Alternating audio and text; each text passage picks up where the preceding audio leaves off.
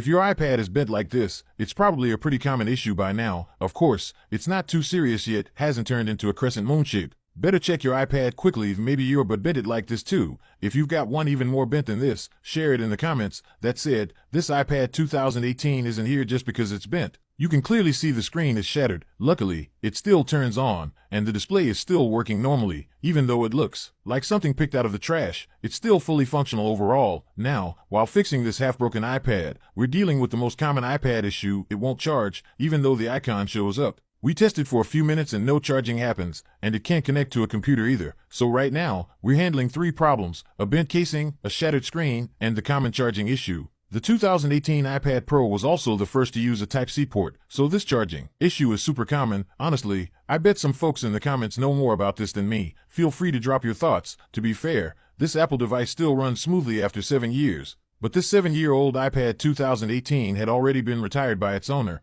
One day, he came across our video and saw lots of repairs for this model. So he decided to fix it up for watching movies again. He's hoping we can fully restore it, even though it's a bit old. No need to waste a broken screen cover. The screen is easy to remove. As soon as we unplugged the charging port flex cable, we could clearly see this is definitely the result of using a bad charger. I won't say much here, comment section experts. Help me explain this. The corner points were completely fused together, compared to the normal ones, which are separated. In this case, changing the port flex might fix it if we're lucky. If not, it could have fried the CPU. So, what's the outcome? Let's install a new charging port and test it. Connected to the computer, still not recognized. That confirms there's still a deeper issue. We've seen this damage too many times. The principle is simple. The contact points have fused, burning out the motherboard, and those corners are connected to lots of chips, including the CPU. Whether the CPU is fried depends on luck. When we measured the signal lines, one used to be over 700, but now it's down to 600. Checking the schematics, that line connects to the USB chip and Type-C charging IC. The good news? We didn't see any issues on lines going to the CPU.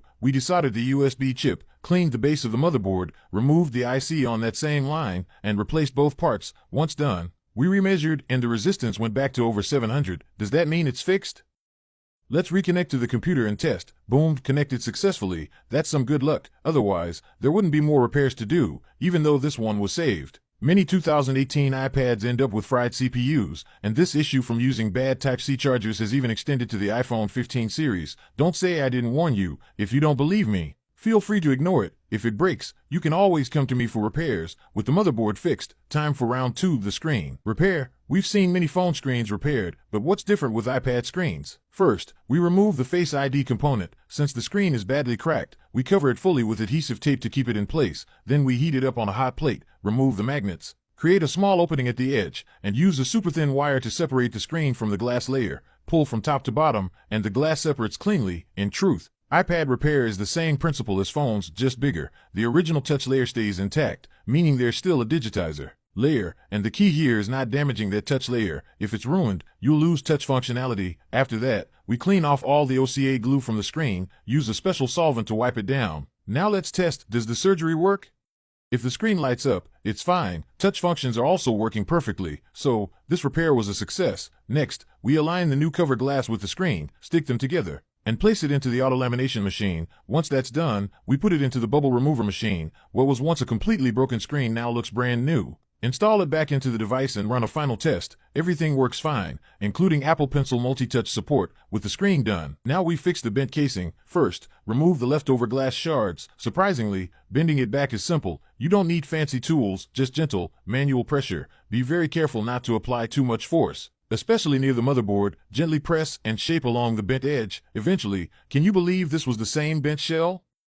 Now it's completely flat. Compared to the screen edge, it's almost perfectly aligned. This part takes real craftsmanship. If you're impressed, give it a like. Last steps, reapply adhesive to the screen. Reinstall the Face ID sensor, add the dust-proof foam, clean the inside of the case, and seal up the screen. Let's admire the final results, restored from a half-dead device to peak condition, even after 7 years. Many would consider this iPad outdated, but the 2018 iPad Pro still runs incredibly smoothly, breaking the lifespan expectations of tablets. Now that it's repaired, how many more years do you think it can last?